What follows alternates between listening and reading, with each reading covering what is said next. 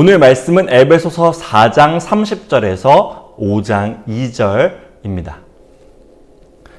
하나님의 성령을 근심하게 하지 말라. 그 안에서 너희가 구원의 날까지 인치심을 받았느니라.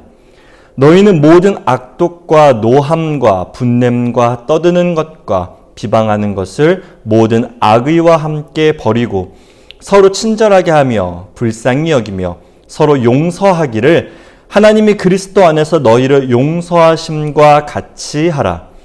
그러므로 사랑을 받는 자녀같이 너희는 하나님을 본받는 자가 되고 그리스도께서 너희를 사랑하신 것 같이 너희도 사랑 가운데서 행하라. 그는 우리를 위하여 자신을 버리사 향기로운 제물과 희생 제물로 하나님께 드리셨느니라. 아멘. 할렐루야. 오늘도 예배 자리에 나오신 여러분들을 진심으로 환영하고 축복합니다. 이제 완연한 가을이 된 것 같습니다. 하늘도 참 높고 날씨도 맑죠.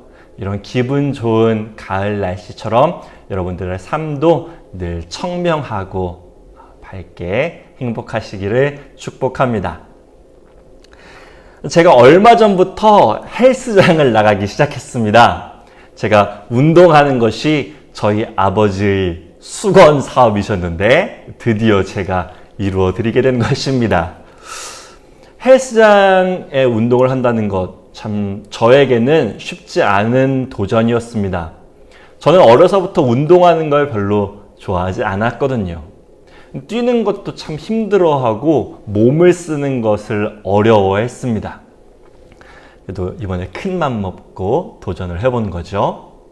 첫날에는 참 어색하고 힘들었습니다. 혼자서 어떤 기구를 어떻게 해야 하는지도 몰랐고 괜히 몸에 무리가 갈까 겁도 조금은 났죠. 근데 두 번째 헬스장을 가게 된 날 우연히 트레이너 선생님과 이야기를 나누게 되었습니다. 그 트레이너 선생님께서 저의 자세들을 보시면서 몸은 어떻게 움직여야 하는지, 호흡은 어떻게 해야 하는지 하나하나 친절하게 알려주셨습니다.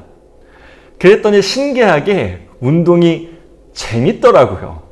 내 몸을 내가 이렇게 쓸 수 있구나 라는 것을 배워보니까 동작도 생각보다 어렵지 않고 몸에 무리도 가지 않았습니다.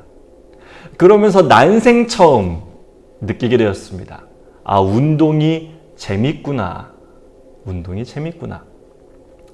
그날 밤 제가 생각한 것은 이것입니다. 좋은 선생님을 만나니까 내가 한평생 하기 싫고 힘들어했던 운동이 재밌어질 수도 있다. 좋은 선생님을 만나는 것이 그만큼 중요하구나. 사도 바울의 인생 꿀팁 시리즈 설교와 그간 제가 전해드렸던 여러 말씀들이 감히 이런 생각을 해봅니다. 부족하지만 이런 말씀을 전하는 것을 통해서 여러분들이 개인 PT를 받듯이 여러분의 신앙을 조절하고 믿음의 성장을 잘 이루어갈 수 있도록 도움이 되었으면 좋겠다. 그 말입니다.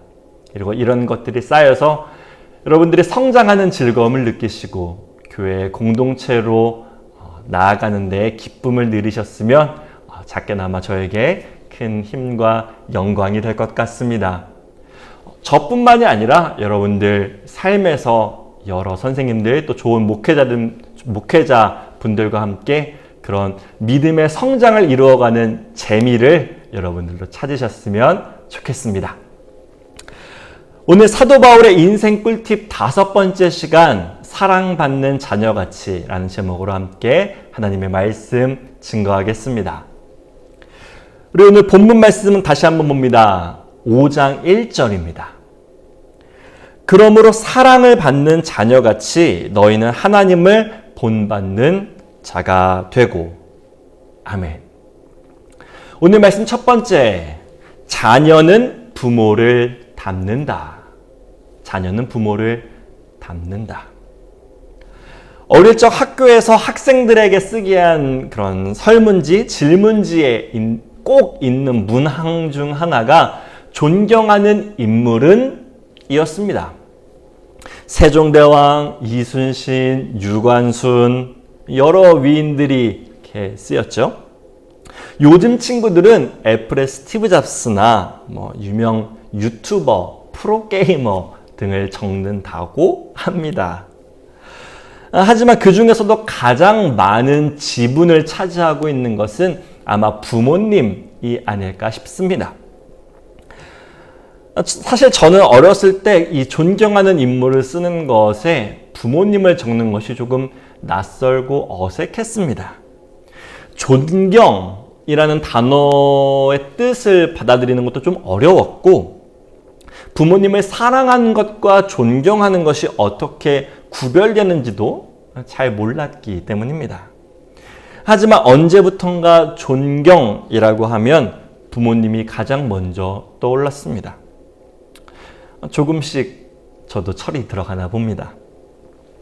존경하는 인물로 부모님을 적고 나서부터는 그분들을 닮고 싶어졌습니다. 그분들의 인내, 헌신, 사랑. 모든 것들이 저는 뒤쫓기도 버거울 만큼 크고 넓으셨죠. 그 중에서도 제가 가장 따라하기 힘든, 부모님을 따라할까 엄두조차 안 나는 것이 있는데, 그것은 바로 자식 농사입니다. 저는 저처럼 훌륭하게 자녀를 키울 자신이 없습니다. 아무리 생각해도 키도 헌칠하고 인성도 참 바르고 믿음 생활도 참 잘하고 네, 죄송합니다. 저는 이렇게 반듯하게 자녀를 키울 자신이 없습니다. 그런 의미에서 저희 부모님은 참 대단하신 것 같습니다. 세상 모든 부모님들이 다 그러시겠죠. 그래서 더욱 부모님을 닮고 싶고, 그래서 자식인가 봅니다. 에베소서의 사도 바울도 같은 맥락에 서 있습니다. 성령으로 새 사람 된 우리는 이제 하나님 아버지를 본받는 삶을 살아야 한다고 그는 말합니다. 이것은 사랑받는 자녀가 된 우리가 당연히 해야 할 일들입니다. 육신의 아들로서 저는 아버지의 유머와 여유를 담고 싶었습니다.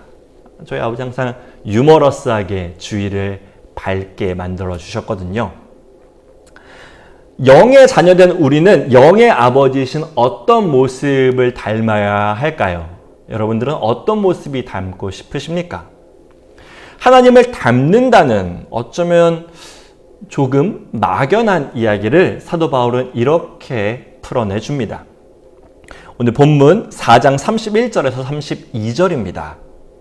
너희는 모든 악독과 노함과 분냄과 떠드는 것과 비방하는 것을 모든 악의와 함께 버리고 서로 친절하게 하며 불쌍히 여기며 서로 용서하기를 하나님이 그리스도 안에서 너희를 용서하심과 같이 하라.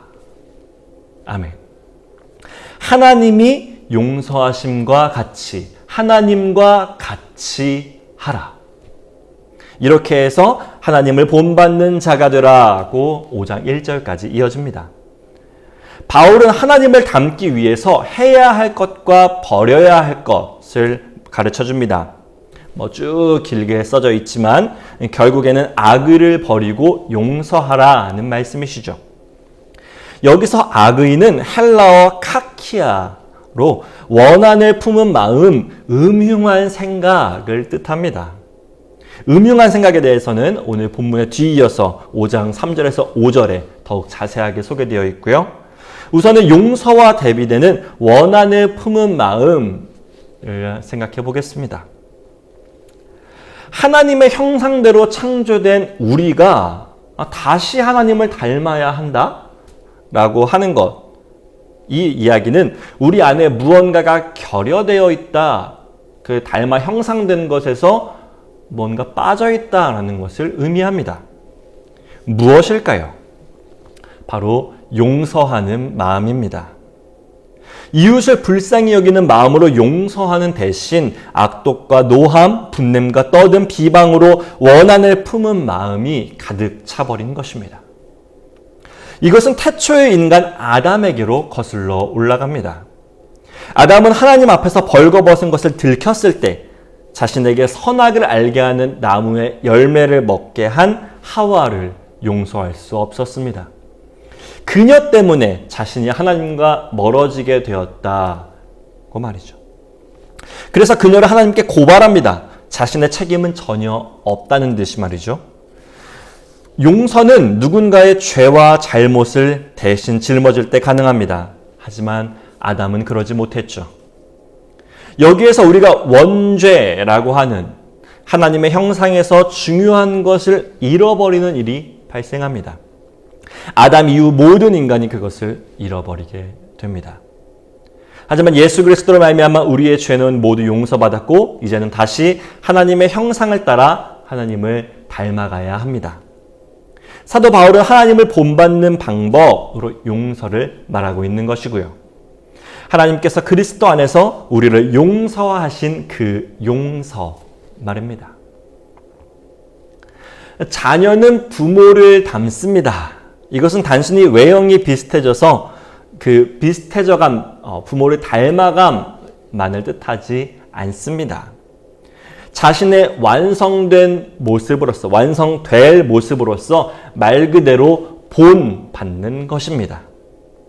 마찬가지로 우리가 하나님을 닮아간다는 것은 하나님의 자녀된 우리에게 자연스럽고 당연한 일입니다. 나아가 하나님을 닮아감으로 하나님의 자녀됨을 증명하고 증거할 수도 있겠습니다. 여러분은 하나님을 본받기 위해 이웃 또 나와 함께 있는 사람들을 용서할 준비가 되셨습니까?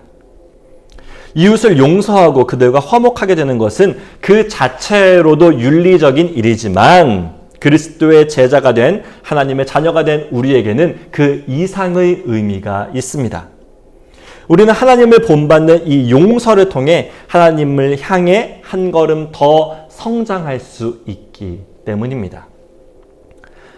하나님께서 예수 그리스도를 통해 하신 가장 위대한 사역, 그 용서의 사역을 이제 저와 여러분이 감당하고 닮아가야 하겠습니다. 그것을 통해 사랑받는 자녀같이 하나님을 본받는 우리가 되기를 축복하겠습니다. 이어서 봅니다. 두 번째 말씀입니다. 5장 2절입니다. 우리 함께 봅니다. 그리스도께서 너희를 사랑하신 것 같이 너희도 사랑 가운데서 행하라. 그는 우리를 위하여 자신을 버리사 향기로운 제물과 희생 제물로 하나님께 드리셨느니라. 아멘. 오늘 말씀 두 번째, 형만한 아우는 없다입니다.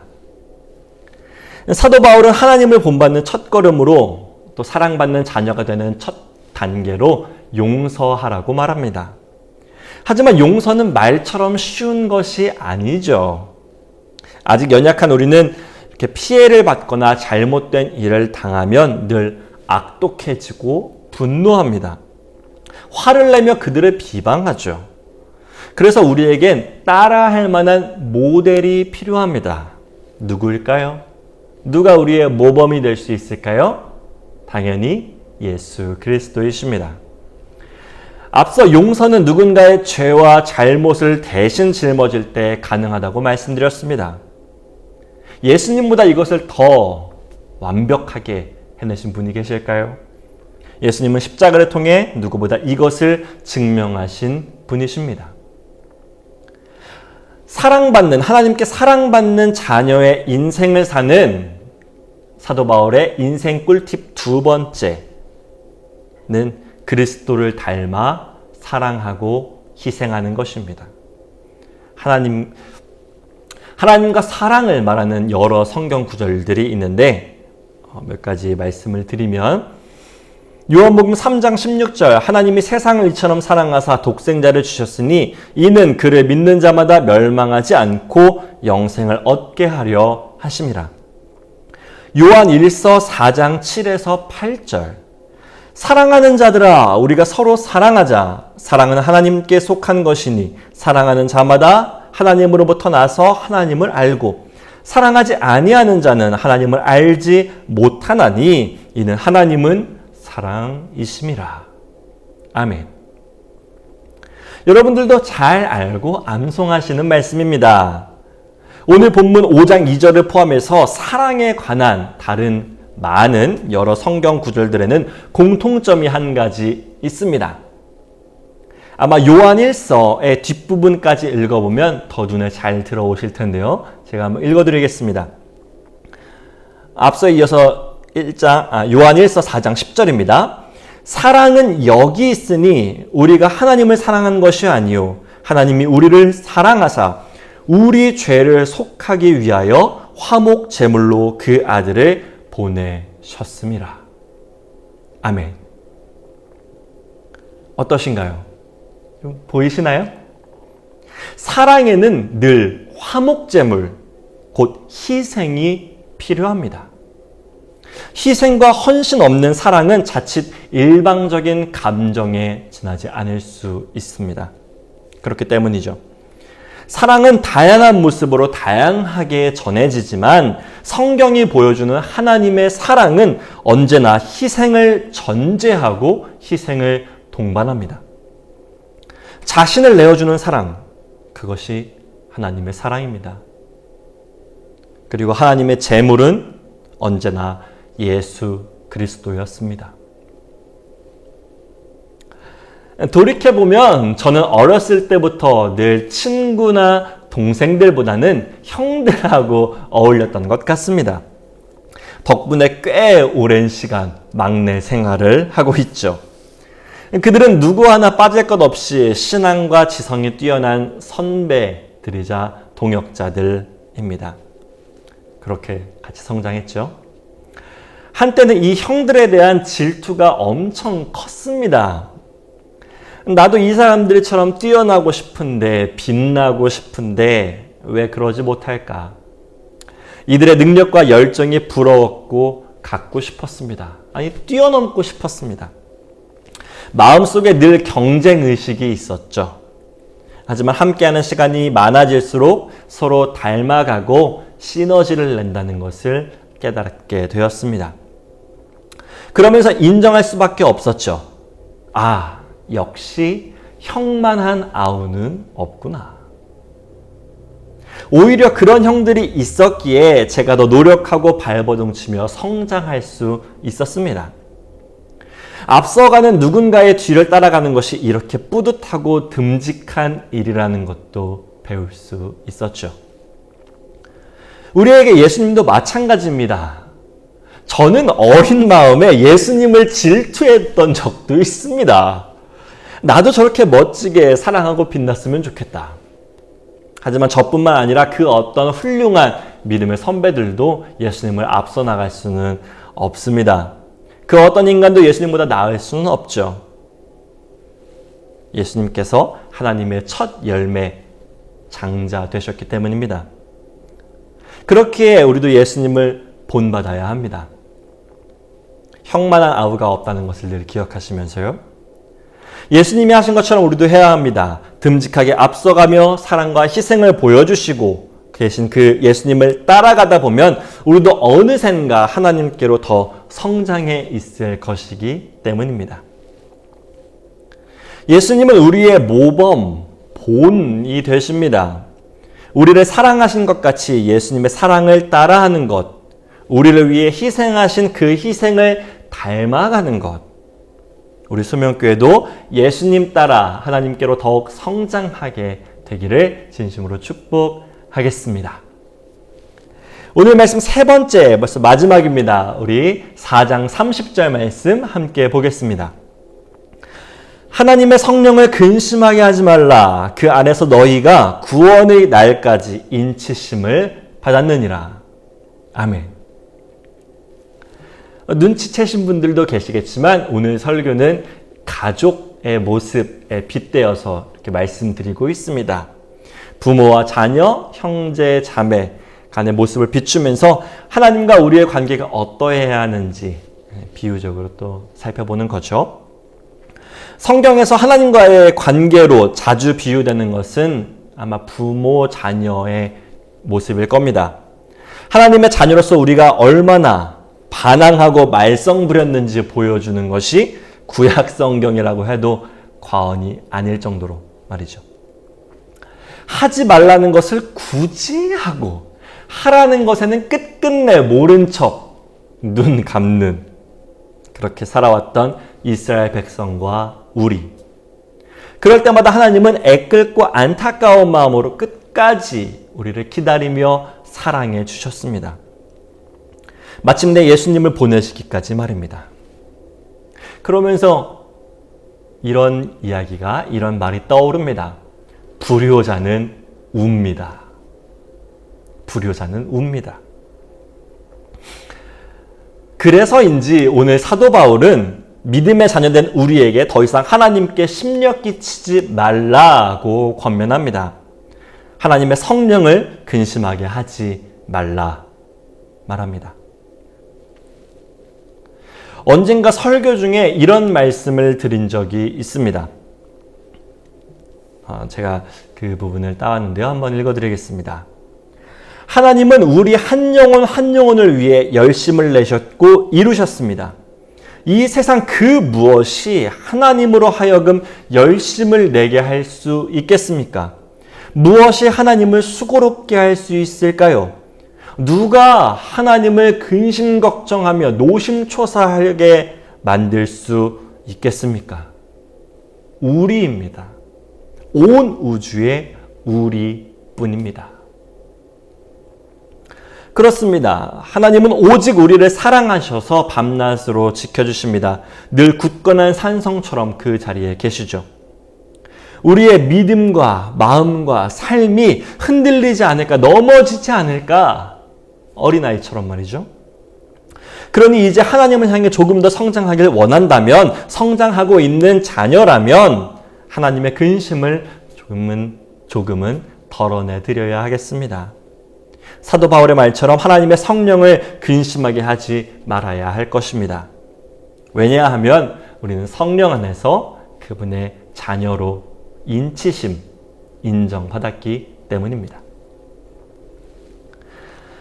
제가 좋아하는 찬양, 외국 찬양인데요. No Longer Slaves 라는 곡에 이런 가사가 있습니다.